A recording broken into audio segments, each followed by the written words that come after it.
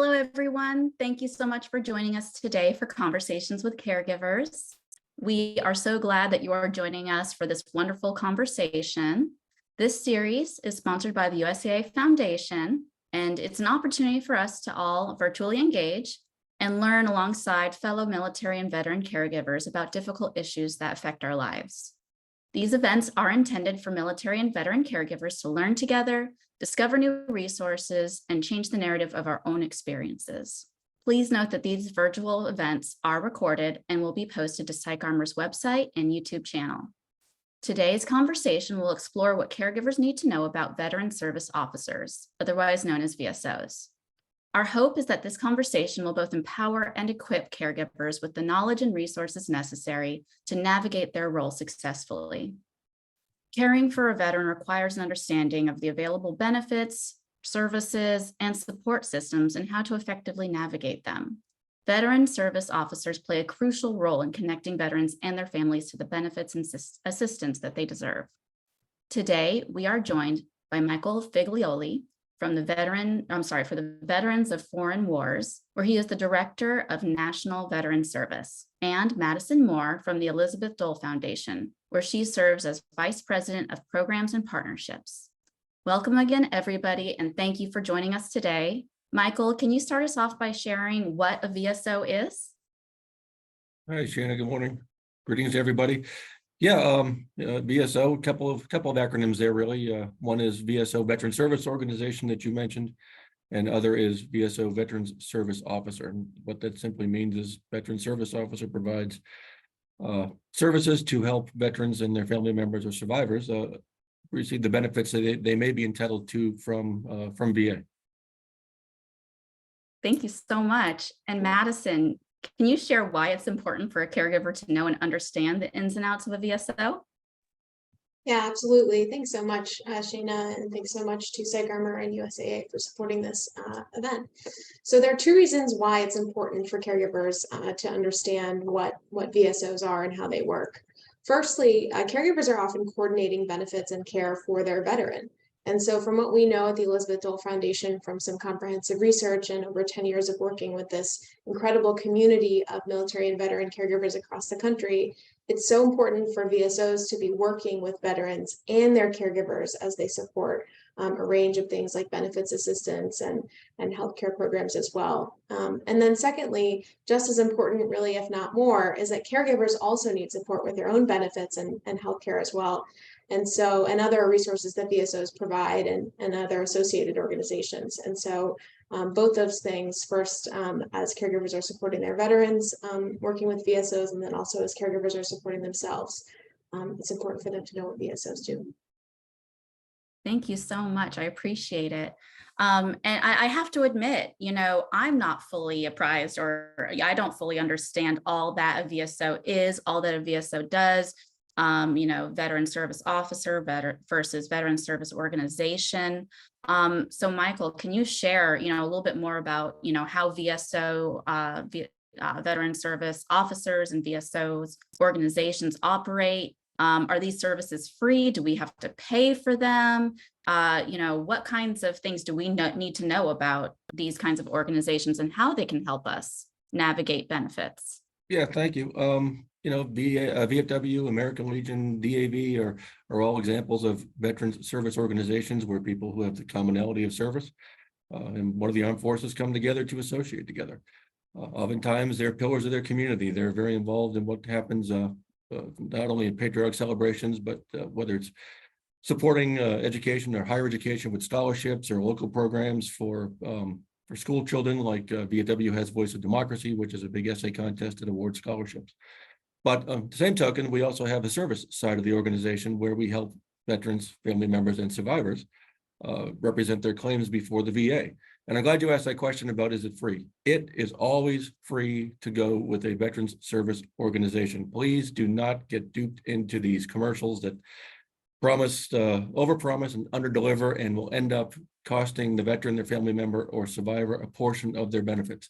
We cannot charge by law. We do not collect one single dime from any claim that we are successful in. And that goes for all of the other quote unquote legacy VSOs, DAV, American Legion, AMVETS, and the others. Never ever pay for a service that's free.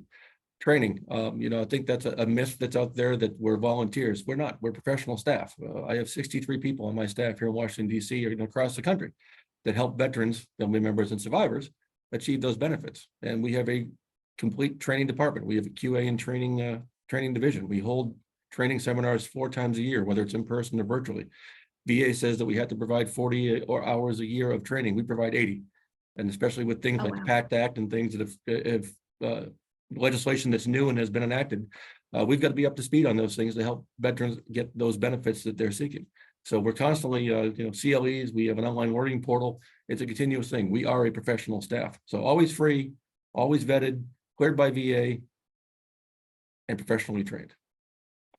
Very cool. Thank you. And just out of curiosity, with there being these services available for, veterans and their beneficiaries and survivors, does gaining access to the support take away from others? If you were to request services, does it take away from the benefits of others? It doesn't. I think that's another common myth that we hear a lot, is that my service wasn't that dynamic. I guess I'll use that word.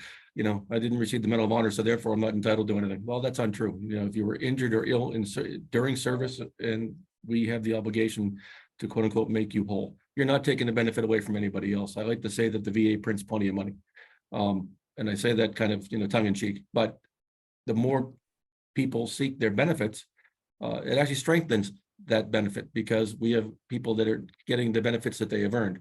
It's like any other thing, budget issue, right? Lack of use, then we look at maybe decreasing funding. So if you are eligible for services, if you haven't ever gone out and sought services from a professionally trained accredited representative, and you think you might be eligible, then please come visit VSOs.org, and we'll be glad to help you, or another service organization that's trained in helping you achieve the maximum allowable benefit by law. I have a question before we dive into the caregiver specific side, just to get a general understanding of, how to gain access to services from a VSO. What does that process look like for a veteran or a family member? How do you find a VSO? How many are there? And how do you identify, one that can, help you versus, a lot of these, disreputable practices where, you may have these, suits who are, trying to get the benefits for folks, but then, are trying to get payment on the back end. Sure. There's a website that va.gov that's, excuse me, I apologize, has a list of accredited representatives. There's several dozen. Obviously, there's the legacy VSOs, that term that we don't always like to use, but VW, American Legion, and Vets DAV. I keep saying those things because those are most prevalent in the community, and we have been doing this a long time. VW has been an accredited agency longer than VA has existed, if that makes sense. The Veterans Service Insurance Bureau, Risk Insurance Bureau, years ago, cutting the red tape. We went into the Treasury Department and picked up claim folders that were bound in red tape, took them up to be adjudicated, and they cut the red tape, and that's where that comes from. Oh, so, wow. Congressionally chartered, the list is like 25 to 30 that are certainly recognized by VA. There are others. There's claims agents and attorneys as well, and they also are required to follow VA guidelines. They, some may collect a fee, but it's not an illegal fee, or usury like some of these lawyers you see on television, or some of the other people that aren't accredited, who, because just maybe by virtue of having gone through the process, for a portion of your award, I'll be glad to assist you with filling out paperwork. Well, anybody can fill out paperwork. And if you make a mistake, VA is going to tell you where you made that mistake, and they're going to send it back to you without having to pay somebody to fill out a form. But we are there to help. You can look at any one of our websites. You can search Veterans Service Organizations, and know that, as I said earlier, we're bound by ethics and the guidelines of VA, and we are required to undergo training, and we can be fined and we can be imprisoned if we don't follow VA's rules, unlike the bad actors who have no guardrails. They can charge whatever they want, wherever they want.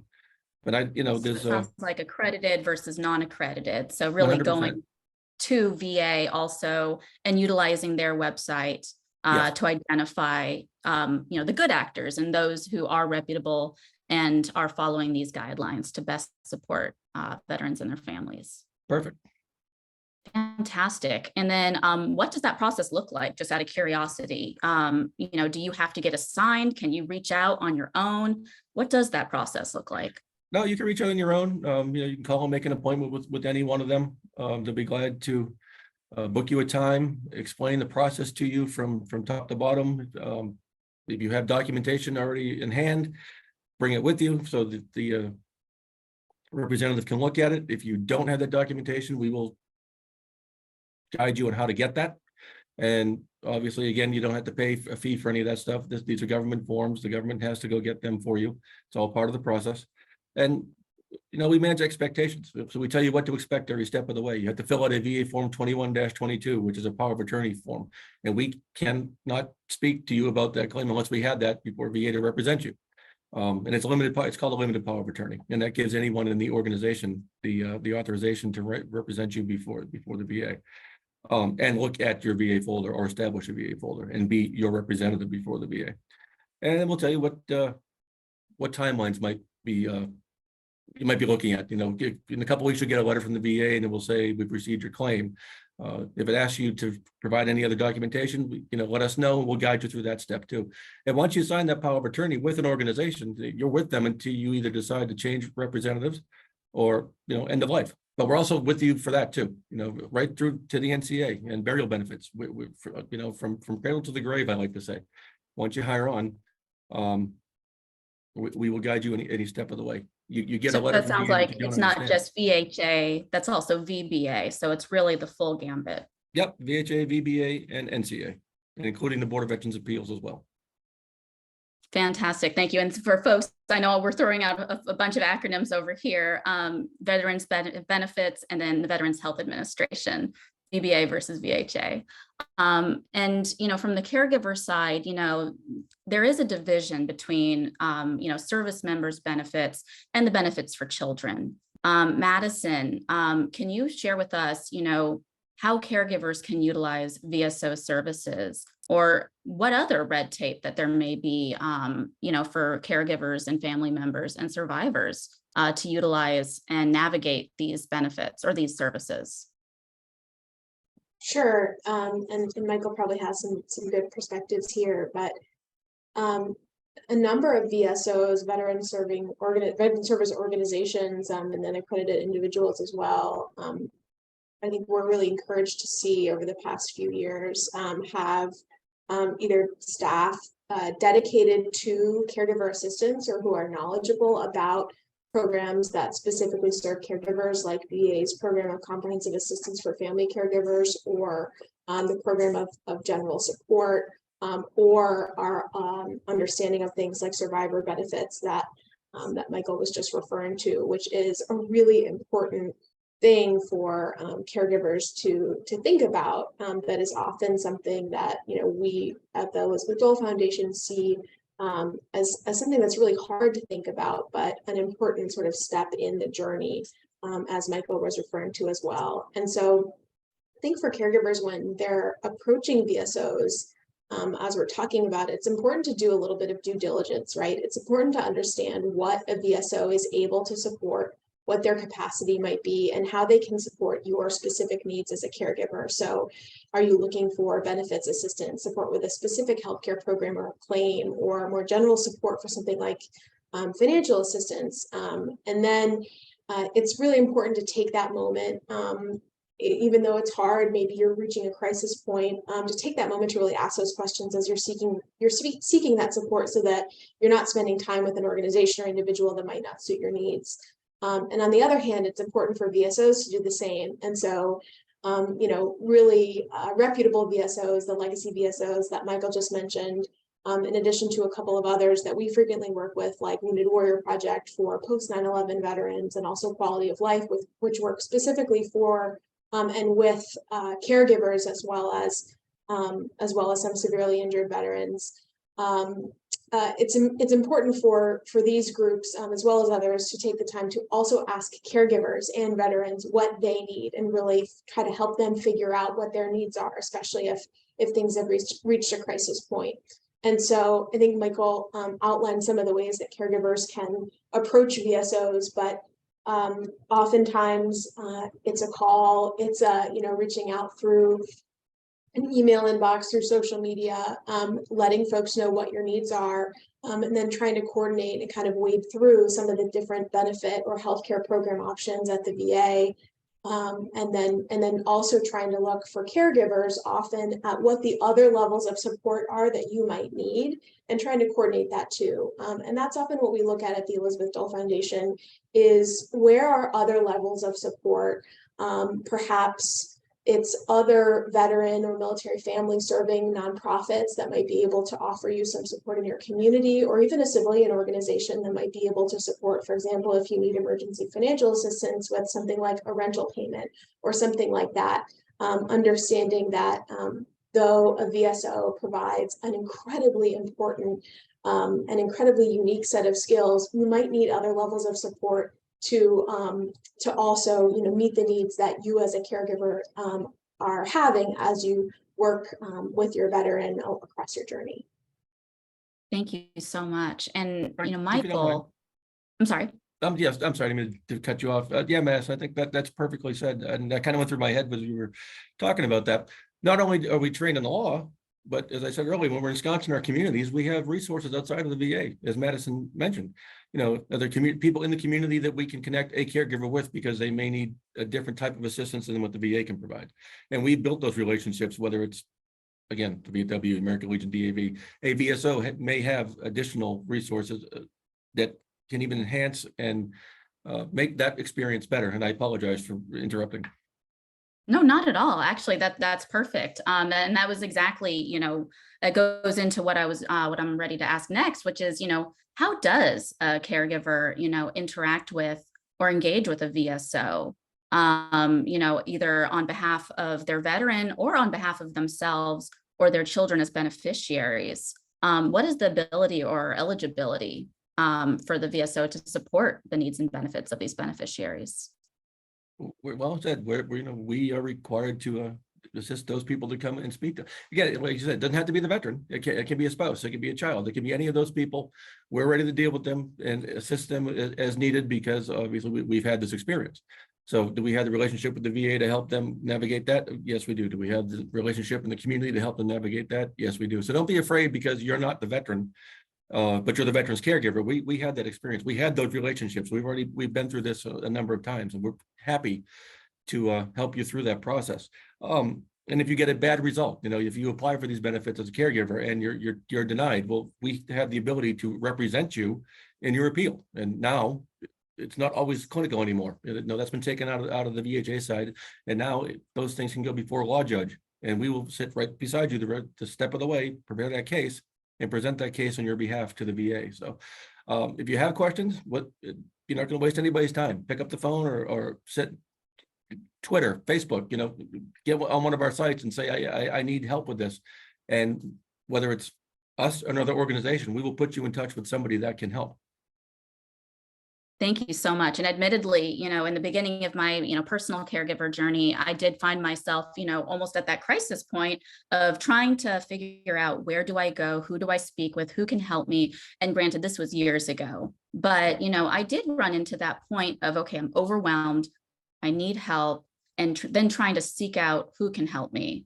And it was a slew of emails, a whole bunch of phone calls, and it was pretty hit or miss. So I really appreciate these insights to kind of, cut through that extra and unnecessary work and frustration and stress, especially when a caregiver is not only trying to access these benefits on behalf of themselves or their loved ones, but also, trying to take care of their loved ones as well. So I really appreciate this. And, kind of taking it a step further, how can we approach the caregiver perspective? How can we approach, this veteran-centric ecosystem from the caregiver perspective? Madison, do you have any thoughts, tips, recommendations, resources on how a caregiver can effectively navigate this? Because admittedly, in my personal experience, I stumbled. it was a rough time. And I, at that time, did not realize that there was the ability, to go to the VA website and look at the different, accredited VSOs, et cetera. So I would love to get your insights on all of the above. Yeah, I'm so grateful to you, Shaina, for sharing your personal experience too, because that's how the VA learns, that's how VSOs learn, that's how organizations like the Dole Foundation learn and make things better. And I think that's what we've seen over the past, 10 or so years, as at least I feel like caregivers have really been brought more into the conversation. I mean, even just a few months ago, the VA changed its motto to include caregivers as part of that, which we maybe would say is a symbolic gesture, but I think it's something that really I see at least the organization taking to heart and making sure that caregivers are part of that conversation, and that's also coming into VSO organizations. We're seeing more and more staff that are knowledgeable or dedicated to caregiver assistance, which is really, we have to applaud organizations like the VFW for doing that. We also see the power of peer support. And so at the Dole Foundation, we have a community of caregivers online who share resources consistently. I think you might be familiar with this. There are many other caregiver communities where caregivers are sharing with one another, hey, I'm having trouble finding resources for, X, Y, and Z, either in my community or with my veteran who suffers from this disease. And that's also a really powerful way to find the right resources for you. But I think it is challenging. And so taking a step back, even in that crisis moment, which is really hard, to either try to identify what you need, or going to an organization that's specific, or a person within an organization that specifically works with caregivers, understands the complexities of the VA system, like the Elizabeth Dole Foundation, like someone at the VFW, to say, hey, I'm a caregiver, I need some help. Here's where I think I need help. Can you please point me to the right direction? I think we're moving in the right direction there. Certainly have a lot of work to do to make sure that we are sort of as a community offering the right programs and the right assistance to caregivers. But I think a combination of peer support, of organizations that are really focusing on this caregiver community, and then directing that support to caregivers is the right approach. Right. And then broadening that awareness because you don't know what you don't know, right? And especially when you are in that crisis point and you are just, you're just trying to make it through. And and your mind just might be all over the place. And so you don't even know what you need. You're just seeking out help. So I really appreciate you mentioning that, that taking a step back, taking a moment and really identifying what is it that you need. And then also taking a strategic approach to, okay, who can I reach out to? Who can help me? And maybe if they cannot help me, who can they connect me with? And if maybe I'm not eligible for this benefit, then maybe there is an alternative service that's offered somewhere else that might fill this gap for me. And actually, I want to share this personal story because this was actually how I ended up getting connected with the Elizabeth Dole Foundation. Was when I was seeking out, these services and trying to identify supports.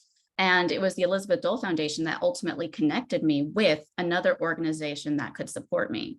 So, and it was through an email. It was through a random email. And I was surprised to hear back. And it was a huge difference in my caregiving journey. And it made a world of difference, not only to better understand, okay, what's my next step? Where can I go? Who can I speak with? But it also helped knowing that somebody had my back and I was listened to as well. And that can make a world of difference as well. Yeah. That's incredibly important. Sorry, go I think ahead. you hit it right on the head. And especially Madison, when she said it, really, you're not alone. And I know you probably feel alone because, it's your bubble. It's happening to you, but it's happened to hundreds and thousands of others too. And there are people out there that care, and whether it's online, whether it's Facebook, whether it's Twitter, as Madison said, you can get that peer-to-peer support. You can launch that cry for help and somebody will listen to you. But know that you're not alone. No questions are stupid questions, because as you said, Shaina, you don't know what you don't know. Right. And now we have this commonality. 10 years ago, this program was grassroots. VA didn't want to even pay for a caregiver. You had to struggle because you're reliant on your veteran's disability benefits, and the caregiver may have lost a job or had to leave a job to take care of that veteran. And now they get a stipend. And that's all local grassroots community efforts like the Elizabeth Dole Foundation saying, hey, we need to change the way business is done, because yes, people need this help. And yes, we are human too. So don't be afraid to ask the questions. Don't be afraid to pick up the phone or send an email. Somebody will get back to you. And whether it's my staff or it's another organization, we're not going to leave you out in the cold. I did put in the chat box of the VA website for some information for family benefits. It's kind of a dry read. It is a government website, but we'll be glad to help. So appreciate that. Thank you. Yeah. And I mean, you make such an important point, how empowering it is to, know that your story is important, even if you may not be able to get the benefits there and now, sharing your story can lead to change. And that's how we progressively get better as a community, as a field, as a society. And that kind of takes me to my next thought. Madison, on the policy side, to Michael's point, there's been a lot of changes within the last 10 years, starting with a lot of these grassroots efforts. Can you share a little bit more about, the policy side associated with caregiving benefits and access to such resources? Yeah, absolutely. There have been a lot of initiatives. Chief among those, I would say, or maybe most relevant in this conversation today, there is a package of bills right now in the Senate called, one called the Elizabeth Dole Home Care Act, and it's packaged with a couple of other related bills that improve and really sort of reform what the caregiver program and what also some veteran-directed care and home care programs look like for veterans that have impacts for caregivers. And so that is something that we are keenly aware of, along with a number of VSO colleagues. And then I also want to draw attention to the CARE Act that was actually dropped last week in the Senate that provides, that also has a number of reforms for the caregiver program, but also provides a pathway for VSOs and other accredited individuals to assist veterans with applications to the Program of Comprehensive Assistance for Family Caregivers in the same way that VSOs help with benefits assistance. And so this is something that we're really encouraged by, because we know that so many organizations like the legacy VSOs, like VFW, do such incredible work with so many veterans across a number of benefit programs. And this program has, this particular PCIFC program has been under some scrutiny. It's been the cause of some consternation by caregivers and veterans. We want to see this program supporting as many caregivers and veterans as need it. And so we feel like this is another step in the right direction to get support to those folks and increase transparency about the program. Fantastic. Thank you. So it sounds like there's a lot in the works on trying to find new avenues for caregivers to get support and access to assistance with additional these PCAFC and caregiver benefits with the VA. I appreciate it. Thank you. And then I see we have a few questions coming in through the chat. So I'm going to start throwing these at y'all. So we have a few. Are there any lists of VSOs available by state or even by county? And where can I find these resources? Yeah, I don't know if my response showed up since the chat feature is a little wonky. You can do a simple Google search for VA accredited VSOs and it will generate a list, but there's also a National Association of State Department of Veterans Affairs, or NASDVA. You can go to their website and get the locations of the state veterans agencies or the National Association of County VSOs, or NAC VSO, and that will whittle it down right to the county level. So a little bit of internet sleuthing, but that's where you'll find it. Caregivers are pretty good at that. Necessity of the mother of invention. Thank you so much. And then we have another coming in. Do you help reservists? Sure do. Reservists, guardsmen, active duty. We help anybody that, as long as they're not dishonorably discharged. Now, again, there's nuances to that about activation dates and such, but we've been at war for the last 20 years or so. So shouldn't be a problem. But again, reach out, ask the question, and, find out if you're eligible, and we'll help you guide you through that process and manage your expectations. Fantastic, thank you. And I'm going to throw another curveball. So if a caregiver reaches out behalf of their veteran seeking services, how can a caregiver specifically do this? How do they navigate the VSO landscape? Can they reach out on behalf of their veteran, or does the veteran themselves need to do so? No, anybody can call and ask that question. Depending upon how incapacitated the veteran is, will determine the next steps and who can sign the power of attorney form, for the VSO to represent them. But it does not always need to be the veteran. We get family members to call all the time because sometimes that veteran or that spouse is reluctant to make that phone call. And, a daughter will call, I'm calling for my dad. What can you tell me? Or can you help me? We get that constantly. So yeah, and anybody in the family or a concerned individual or caregiver can call and get answers to those questions and then be given a path forward. Another follow-up to that, can caregivers themselves receive representation? Yes, because now that we have changed in the landscape and the program has been expanded, once that decision comes down that is been a denial, yeah, we can it still goes back to the veteran service, still representing that veteran, but that Right. caregiver is also involved, because if that caregiver is denied, then we have to be able to say, hey, we think they're eligible for that caregiver stipend. And then yes, the VSO can represent them locally at the local level or all the way up to the Board of Veterans Appeals. Fantastic, thank you. Are there any resources for those with dishonorable discharge to appeal this claim? Yeah, there is. You can appeal to the review board for your branch of service, and with your pertinent information as to why your discharge may need to be upgraded. Provide that supporting documentation, and then that will go forward, and the Army, Navy, Air Force will determine whether it needs to be changed, upgraded, or kept the same. We can guide you through that process, but it's we can provide the guidance and provide what you might need for that documentation, but the power of attorney doesn't allow us to represent the entity outside of the VA. So that would be a DoD function. As a courtesy, we can help you download that form and say, okay, this is how you fill it out, but we wouldn't be able to, a VSO generally would not be able to represent them in the discharge change. Thank you very much. We have a new one coming in through the chat. Let's see. Local resources. So when a VSO steps in, they can often be knowledgeable about local benefits for a family member if they call in seeking help. Thank you very much for sharing. Yes, so in addition to providing services and supports, the VSOs do play a very important role in resource navigation as well. And actually that leads me to another question for you. Capacity.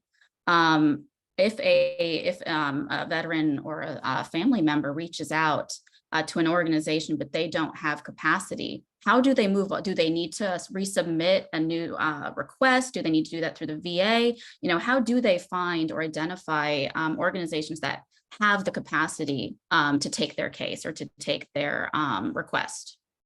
Well, we know that our network of state partners and county partners, a number of county VSOs are cross-accredited with the VFW, the American Legion, the DAV.